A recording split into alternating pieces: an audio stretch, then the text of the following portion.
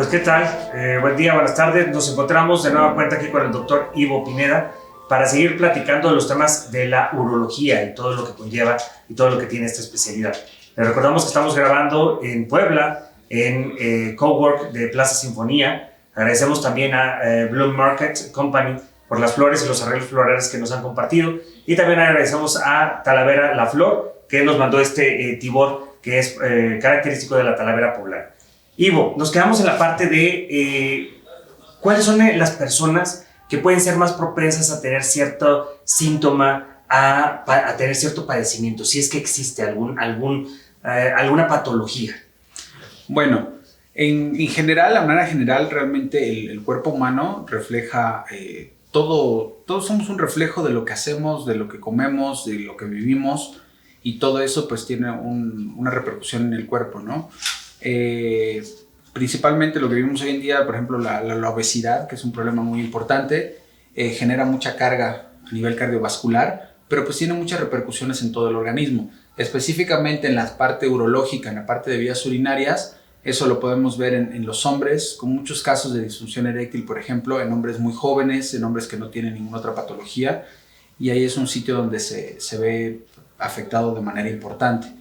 El tabaco, que pues también ya va, el uso del tabaco ya va un poco en descenso también, el que se haya limitado su consumo a espacios abiertos, que ya no se pueda fumar en lugares cerrados, etc. También ha disminuido un poco la incidencia de cáncer. Por ejemplo, el tabaquismo es causa número 1 de cáncer de vejiga, cáncer en los riñones, es un factor de riesgo altísimo para el cáncer de próstata, por ejemplo. También la falta de ejercicio, la falta de actividad física, que también tiene una repercusión a nivel cardiovascular, también puede verse reflejada a nivel de la microcirculación en órganos sensitivos, en el caso de los genitales específicamente.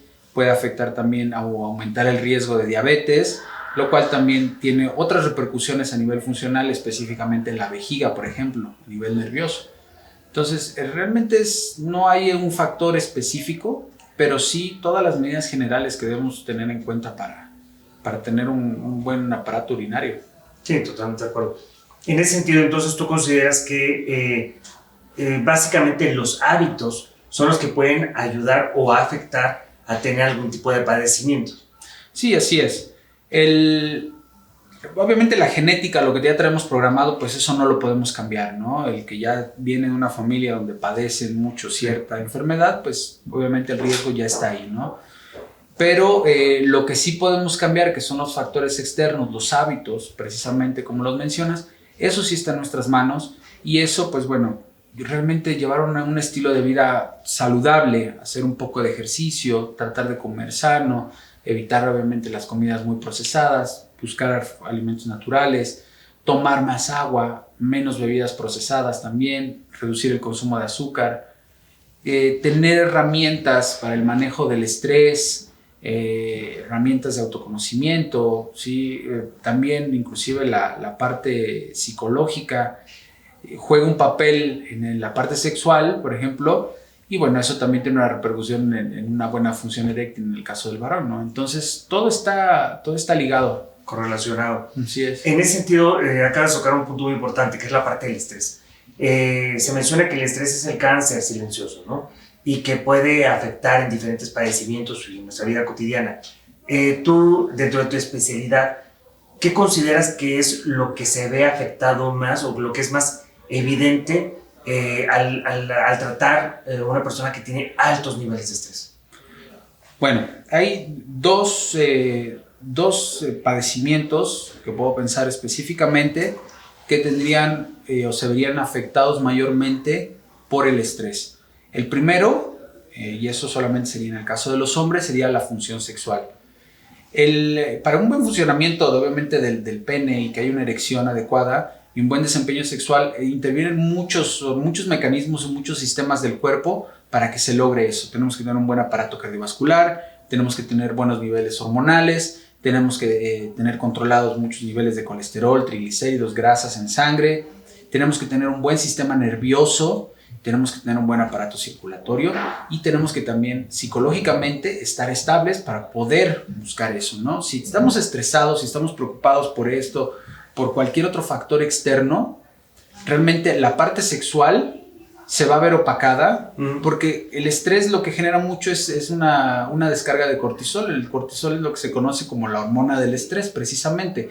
Es una hormona que está ahí presente, que se ve muy elevada cuando estamos con ese de como que lucha constante o esa necesidad de supervivencia, ¿no? Por verlo en un nivel un poquito más bajo. Y ahí es donde está el estrés, ¿no? Que estamos constantemente amenazados, constantemente pensando en que si tengo que pagar esto, que si tengo que pagar lo otro, que si tengo una bronca con que si en el trabajo mi jefe. Todo eso obviamente aleja a la mente de un estado en el que tiene que estar, ¿no? Y es la función sexual. O sea, si no tenemos el órgano sexual más grande que tenemos está aquí arriba. Entonces, si no está en lo que estamos haciendo, pues no va a haber un buen desempeño sexual, ¿no? Entonces, en ese sentido, lo que nos estás platicando ahorita, que parte importante de la disfunción eréctil está ocasionada por el tema del estrés. Ese es un factor. Y hace unos minutos también nos mencionabas que el tema de la obesidad, no importando la edad del varón, puede ocasionar también una disfunción eréctil, ¿es correcto? Así es. Sí, también hay varios estudios donde hay una correlación entre el índice de masa corporal o el peso en general del paciente con el nivel de circulación, el nivel de flujo sanguíneo que llega al pene específicamente. Y el pene, para que tenga una erección, necesita tener un aumento de flujo sanguíneo. La obesidad, pues bueno, dificulta este flujo sanguíneo y va reduciendo paulatinamente también con la duración de la obesidad una disminución en cuanto al riego sanguíneo del pene y obviamente una disminución en la calidad de las erecciones. Ok. En ese aspecto, hablando de esa parte, la calidad de las erecciones, ¿cuáles son los principales riesgos? O sea, es decir, en el tema del acto sexual se puede tener una disminución de la calidad eréctil, por llamarlo de una manera, por el tema del estrés, principalmente es eso. Sí, como te decía, para lograr una función sexual, sí, porque bueno, eso tiene muchos matices, pero bueno, hablando específicamente con la erección del pene, ¿no? Que hay una buena erección, tiene que haber un buen flujo sanguíneo, tiene que haber una adecuada estimulación nerviosa para que se den todos los procesos, se activen todos los mecanismos y llegue toda esa información al pene de que tiene que estar erecto, se tienen que dilatar los vasos sanguíneos, tiene que haber un deseo sexual, obviamente, un deseo de buscar contacto con alguien más o de algún tipo de autoestimulación, pero el estrés lo que va a hacer es te va a alejar todo eso. Claro. ¿Sí? No deja que el cerebro esté donde tiene que estar. Claro. Y ahí es la clave del problema, ¿no? Totalmente de acuerdo. En ese aspecto, la parte de la disfunción eréctil viene acompañada o puede ir ligada, u otro elemento es la parte de la eyaculación precoz, ¿no? ¿Esto qué es y cuándo puede suceder? La eyaculación precoz se considera cuando la relación sexual o el acto sexual hasta el punto de la eyaculación dura menos de 2 minutos. Okay. Esto es, digamos, es el término técnico, ¿no? Lo que dicen los libros. Sin embargo, aquí también hay que tomar en cuenta mucho la satisfacción de cada persona y de cada paciente. Hay que partir de un punto muy importante que se ve, ¿no? La mayoría de los hombres, y bueno, eso lo hacemos todos y todos en algún momento más jóvenes inclusive lo hacemos, siempre es la competencia, ¿no? Con el otro. Claro. Y pues el coloquial, pues yo la tengo más grande, yo orino más lejos, yo aviento esta piedra más lejos que tú, yo llego corriendo allá más rápido que tú. Y pues bueno, ¿no? En la competencia también sexual, pues se da mucho esto. Y muchas veces cuando se platica entre hombres, la realidad siempre se exagera, ¿no? Mucha la pornografía que se ve hoy en día, que son escenas muy actuadas, entonces son escenas larguísimas de cosas increíbles, ¿no? Que hace todo el mundo, en teoría, pero que distan mucho de la realidad. Correcto. Entonces, muchos hombres también consideran o llegan, pues es que duro 5 o 10 minutos y yo debía durar media hora, 1 hora. No, la realidad es que una relación sexual promedio, medida con estudios, son 8 minutos, de lo que dura la penetración hasta la eyaculación. Entonces, obviamente en todo el contexto de la relación sexual, pues 1 minuto puede durar una eternidad como puede durar 1 segundo, ¿no? Claro. Es una cosa muy relativa y de apreciación también. Hay que considerar el grado de satisfacción que tenga cada pareja, ¿sí? Con respecto a esa duración. Puede que sea una pareja donde 2 minutos sean más que suficientes de la penetración a la eyaculación, porque quizás hicieron muchas otras cosas antes. Sí, todo el preámbulo. Todo el preámbulo. Y para otra pareja que no lo sea, ¿sí? Para el que tenga 10 minutos de una relación, diga, pues es que es muy poco, porque mi pareja y yo estamos acostumbrados a hacerlo 20 minutos, 30 minutos. O tengan otro tipo de estímulos como lo que mencionabas, exactamente, ¿no? Depende mucho también. O sea, aquí sobre todo depende más que nada del nivel de satisfacción para hablar de una eyaculación precoz, ¿no? Okay. Siento que lo que estoy haciendo es muy poco y no estoy satisfecho. Pero eso estamos hablando que es un autoconocimiento, ¿no? O sea, que cada uno como varones debemos de conocernos y saber, pues, ese grado de satisfacción, ¿no? Y tener claro nuestros límites, nuestros alcances, lo que queremos, podemos y demás, ¿no? Y a veces esa parte de la competencia que empieza en una temprana edad va generando ciertos mitos, ciertas dudas y cierta información que no necesariamente es correcta, ¿no? Entonces, para todo eso, pues también están ustedes, los urólogos, para poder aclarar todos esos mitos, esas dudas que pueden irse generando a lo largo de la vida, ¿no? Claro. En ese sentido, platicamos en el primer bloque respecto al tema de la próstata. El tema de la próstata has mencionado que es un aspecto que a partir de los 40 años es algo que se debe de cuidar, que es algo que se debe revisar, y a partir de los 50 años pues tiene que ser más constante, ¿no? Mencionabas el tema de que el cáncer de próstata lamentablemente no tiene algún síntoma evidente, ¿no? Y muchas de las ocasiones cuando te puede llegar un paciente pues puede ser muy tarde. ¿Qué es lo que nos puedes platicar más sobre el tema de la próstata, entender qué es la próstata, dónde está ubicada la próstata y cómo hay que atenderla? Bueno, primero, la próstata es un órgano impar, es una glándula que se encuentra a la salida de la vejiga. La vejiga es una bolsa, por así decirlo, que tenemos en la parte de la pelvis, ¿sí? A la salida tenemos la uretra, que es el conducto por donde pasa la orina que llega hasta el pene. Justo a la salida de la vejiga, alrededor de la uretra, está la próstata. La próstata tiene una función reproductiva, produce ciertas sustancias que al momento de la relación sexual, al momento del coito, esas sustancias juegan un papel ahí.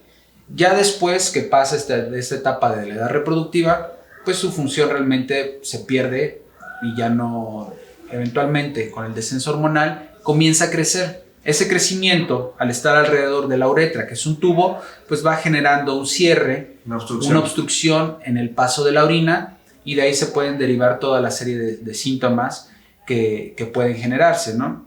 Podemos tener el chorro más delgado, hay que pujar para poder iniciar a orinar, que la orina sea cortada, que hay una sensación de no vaciar la vejiga, ir frecuentemente al baño, levantarse en las noches o la urgencia de ir a orinar. Claro. Entonces, todos esos síntomas, bueno, es el núcleo de las afectaciones que genera la próstata.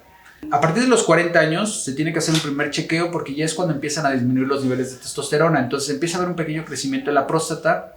De ahí hasta los 50 años es muy variable, ¿no? La intensidad de síntomas que puede haber o no. Lo ideal es empezar a hacer un chequeo a esa edad, ¿sí? Se puede llevar cada año, cada 2 años, inclusive incluirlo en estudios generales. En un check-up anual. En un check-up anual, exactamente. Y a partir de los 50 años sí ya se tiene que empezar a ser mucho más riguroso y no dejarlo, porque de los 50 años en adelante ya la incidencia del crecimiento prostático es mucho más alta. La realidad es que a todos los hombres les crece la próstata. A todos los hombres les crece la próstata porque a todos los hombres se nos baja la testosterona de manera significativa después de los 50. Entonces, algunos pueden llegar a tener más síntomas, algunos pueden no tener ningún síntoma, algún síntoma muy importante, pero a todos los hombres les crece la próstata. Eso es un hecho. ¿Y cómo hay que atenderlo entonces? Depende también, existen modalidades de tratamiento según la severidad del problema. En un paciente que está empezando, que el crecimiento es leve, puede ser simplemente manejo con medicamentos que van a abrir o a relajar la próstata para que haya un mejor flujo urinario. Depende también si está presente una infección a consecuencia de este crecimiento prostático, pues hay que tratar la infección. Si esto ha generado la formación de piedras o cálculos en las vías urinarias, pues hay que tratarlas también adecuadamente. Si el tratamiento médico no es suficiente, el paciente se le da un tratamiento para mejorar los síntomas y no mejoran, pues hay que considerar el tratamiento quirúrgico. La cirugía de próstata hoy en día, pues bueno, ha cambiado también drásticamente. Claro. ya solamente, pues prácticamente ya no hay que abrir a ningún paciente, las grandes heridas ya no se hacen hoy en día. O sea, ya no es una operación tan invasiva. Así es. ¿Y qué es lo que se opera? O sea, ¿se opera para hacer una reducción? Bueno, el objetivo de la cirugía consta en liberar la obstrucción. Claro. Entonces, dependiendo de cómo se quiera liberar esa obstrucción, existen diferentes tecnologías para realizar esto. Hasta hace prácticamente 5 años o 10 años, el estándar de oro era la resección transuretral de próstata. La cirugía prostática, nuevamente, consiste en liberar la obstrucción que genera la próstata alrededor de la uretra. Okay. Hasta hace 5 o 10 años, el manejo se hacía con una resección, o sea, el instrumental que es muy pequeño, que entra por la uretra a través del pene, se llega a la próstata y lo que hacía era un raspado interno, retirando el tejido, ¿sí?, que estaba obstruyendo este conducto. Suena muy doloroso, ¿no? Sí, pero bueno, está anestesiado, eso no... Realmente el paciente no lo siente durante la operación y aunque parezca muy traumático, realmente los pacientes refieren mínimo dolor después de una cirugía de estas, ¿no? Okay. Es muy poco dolorosa. Si acaso lo más incómodo es hay que usar una sonda 3 días después de la cirugía, pero realmente es mínima la molestia que se puede experimentar. Okay. Ha evolucionado la tecnología y ahora el estándar, lo que llamamos el estándar platino, porque esta otra cirugía es el estándar de oro. Es una cirugía que se realizó durante muchos años con muy buenos resultados y una cosa que la invasión al paciente era mínima. Tenía ciertas limitantes técnicas, pero bueno, vamos a no andar en eso. Hoy en día la cirugía láser es el estándar platino. O sea, es todavía mejor que la otra técnica. Esta consiste prácticamente en liberar la próstata completamente con láser. Te pongo un ejemplo. Imagínate una mandarina. La mandarina tiene sus gajos, sí, y tiene la cáscara. El láser lo que va a hacer es separar los gajos de esa cáscara y vamos a sacar completamente la próstata hacia la vejiga, liberando todo ese espacio, entonces quedando un conducto mucho más abierto, con mucho menos sangrado, mucho menos agresión al cuerpo, porque el láser corta pero casi no incide hacia el tejido profundo. O sea, es un corte muy superficial, un corte muy fino, es como si fuera un cuchillo muy afilado, okay, sí, que corta tan al ras, casi como si fuera una línea punteada nada más, ¿no? De corte aquí, y entonces pues el trauma al cuerpo es mucho menor. Esto forma parte de la especialidad que tienes, que es endourología. Así es, yo me especializo más en el área de endourología, que es el abordaje de las vías urinarias a través de la uretra, a través del pene en el caso del varón, o de la uretra femenina en el caso de las mujeres. Por ejemplo, se pueden tratar piedras, tumores, cáncer de vejiga, algunos tipos de cáncer renales. Se puede hacer mucha cirugía que es mínimamente invasiva, donde el paciente se recupera muy rápido, se va a su casa todavía más rápido, sí, quedándose 1 noche, 2 noches en el hospital a lo mucho. Inclusive la mayoría son cirugías ambulatorias, o sea que el paciente llega, se opera y se va a su casa. Y entonces el trauma al paciente es mucho menor. Ok. En ese sentido, acabas de tocar un tema importante, que es el tema de las mujeres. ¿Cuál es el padecimiento más común que pueden tener las mujeres en el tema de las vías urinarias? Sobre todo infecciones de vías urinarias recurrentes, estas infecciones que son tratadas por el ginecólogo, por el médico familiar y que no responden al tratamiento. La incontinencia, sí, que también es otro problema muy importante. Y el cáncer de las vías urinarias, cáncer en los riñones, cáncer en la vejiga. Pero el tema de la incontinencia en las mujeres, ¿va relacionado con la edad o no es así? Sí, porque las mujeres pues tienen el principal factor de riesgo para padecer incontinencia, pues son los embarazos. La pelvis en la mujer es mucho más ancha y el piso pélvico, o sea, lo que sostiene todos los órganos intraabdominales, son una serie de músculos entrelazados de cierta manera. Pero cuando viene la menopausia, sí, todos estos músculos también, y con la edad, pues bueno, empiezan a debilitarse y es más fácil que caigan o desciendan los órganos de la pelvis, alterando su posición, y esto hace que haya escapes de orina más frecuentes. Ok, pues ya estamos llegando casi al final de la entrevista. Hemos platicado cuáles son el tema de los mitos en el tema de la urología, si es correcto que solamente es una especialidad para varones o no. Ya platicamos que todo lo relacionado a las vías urinarias pues tiene que ser tratado, es recomendable tratarlo directamente por el urólogo. Los menores o los pequeños puede ser, o comúnmente puede ser tratado por el pediatra, es recomendable en algún momento poder acudir con el urólogo a pesar de la temprana edad para poder entender el funcionamiento y cómo está el desarrollo testicular, el tema del pene y demás de estos niños. En el tema de la adolescencia conforme se va creciendo, poder detectar o identificar el tema de cuál es el crecimiento o el desarrollo testicular de los varones, ¿no? Al momento de comenzar el tema de una vida sexual activa, poder entender cómo es el funcionamiento de tu cuerpo, cómo es el funcionamiento de tu pene y demás temas, ¿no? Incluso tal vez prevención y temas de enfermedades sexuales, infecciones sexuales. Después ya hablamos también que a partir de entre la edad de los 20 a los 30 años el cáncer testicular es muy común, ¿no? Y que es importante y que no hay que tener miedo de decir cuando se identifique que existe algún tema diferente en los testículos, ya sea una pequeña bolita o una inflamación en los testículos o un tamaño diferente o color diferente, es importante acudir al doctor, no tener miedo de acercarnos a poderlo atender. Platicamos también ya que el tema de la obesidad, ciertos hábitos, ciertas actividades o acciones que podamos tener nos pueden afectar o no en nuestro día a día, ¿no? Y principalmente en la actividad sexual. Platicábamos que la obesidad, no importando la edad, puede afectar en la calidad sexual en los varones, ¿no? Y platicamos que hemos platicado que a partir de los 40 años es muy importante el poder hacer los estudios de acudir con el doctor, con el urólogo y hacer el estudio del antígeno prostático. El antígeno prostático, que no tengamos miedo ya al tema del tema del tacto.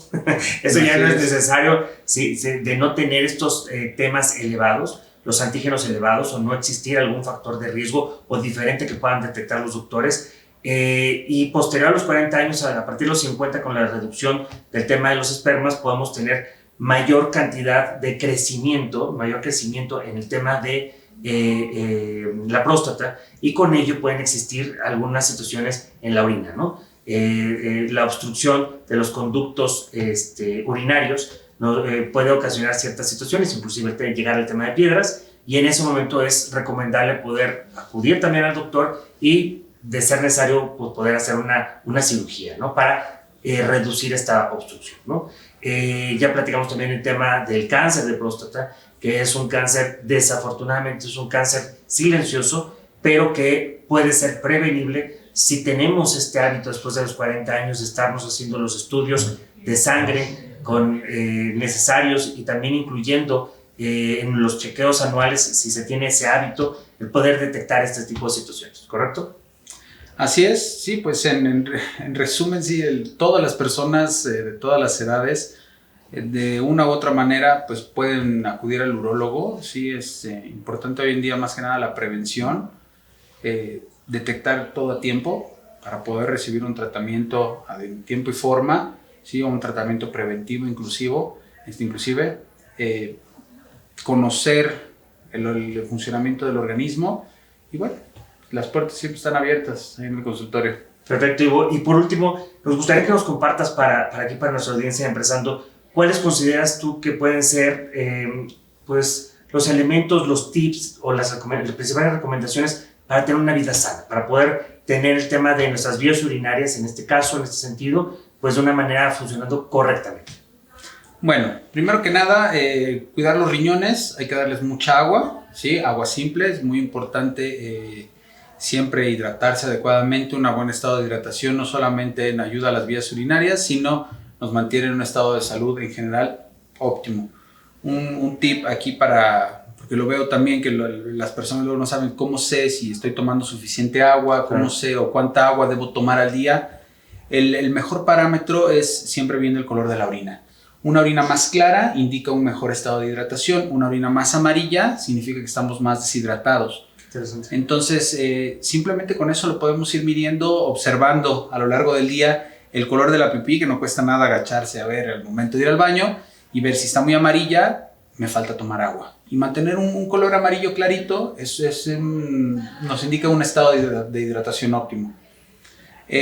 Más abajo, observando y siempre estando consciente también en el número y la frecuencia con la que vamos al baño, ¿sí? También puede ser un indicador. Estar pendiente de síntomas como dolor, ardor, algún olor distinto, ¿ok? En el caso de los genitales, que hay un buen funcionamiento genital, conocer, en el caso de todos los hombres, muy importante tocarse, conocerse, saber de qué tamaño son normalmente los testículos, cómo son mis testículos, ¿sí? ¿Qué tengo aquí que es normal? Sí, y en caso de dudas ahí sí, pues también acudir al médico, ¿no? Y preguntar, ¿esto que tengo aquí es normal? ¿Esto no lo es?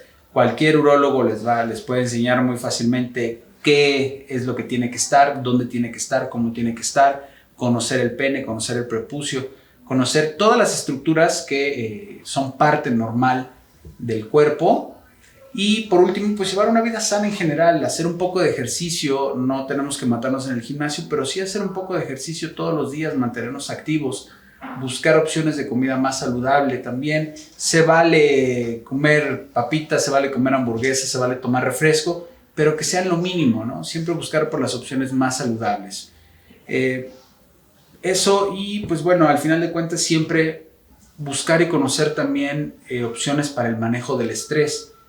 No, el estrés simplemente detona muchos otros padecimientos cuando no se canaliza adecuadamente, ¿no? Cuando si no sabemos manejar o tolerar esa tensión externa, que es lo que es el estrés, esa tensión que nos brinda el entorno, y pues saberla manejar, ¿no? Poder hablarla, poder canalizarla, tener actividades de esparcimiento también para alejarnos un poquito del trabajo, del teléfono, del celular, que es un factor de riesgo importantísimo.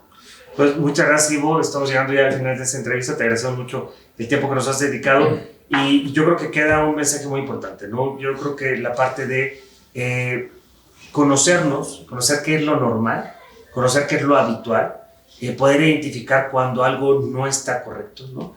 El tema, entender que el tema del estrés pues nos pasa a todos por diferente índole, pero hay que buscar trabajarlo en primera instancia de manera personal, canalizando el tema de la alimentación, algún hobby o el tema del ejercicio, sin duda es muy importante, pero si existen estos factores de eyaculación precoz o el tema de incontinencia, el tema de disfunción eréctil, poder acudir con el médico, poder platicarlo y poder abordar estos temas, ¿no? Adicional a todo lo que hemos platicado. Y de verdad, muchas gracias. ¿Algo más que quieras compartirnos? Pues no, creo que todo se resume a eso, ¿no? Conocerse uno mismo es la clave. Perfecto, Ivo. Pues estuvimos con el doctor Ivo Humberto Pineda. El día de hoy él se encuentra en Puebla, en el Hospital Puebla. Estaremos compartiendo aquí sus redes. Los invitamos a que, si les gustó la entrevista, lo compartan, lo platiquen, nos pongan aquí sus dudas. El doctor y un servidor estaremos contestando todas las dudas que puedan tener, que puedan surgir.